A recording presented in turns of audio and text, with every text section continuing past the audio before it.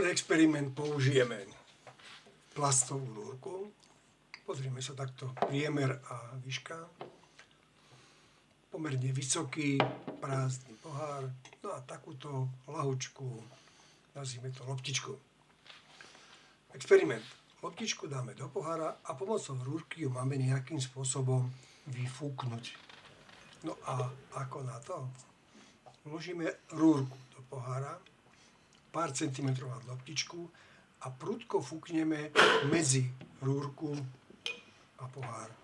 Na loptička nádherne vyletí, doslova je vystrelená cez rúrku von. Skúsime experiment ešte raz.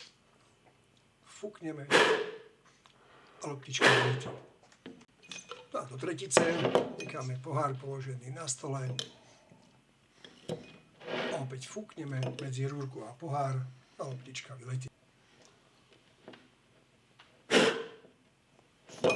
Ako vysvetľuje tento experiment umelá inteligencia? Opäť sme nechali vytvoriť edukačný poster pre vysvetlenie. No a ten nám hovorí, že ťažová sila pôsobiaca na loptičku musí byť prekonaná nejakou, nazývajú vzdušná sila, ktorá nastane zväčšením rýchlosti a poklesom tlaku na trubicou pri fúkaní.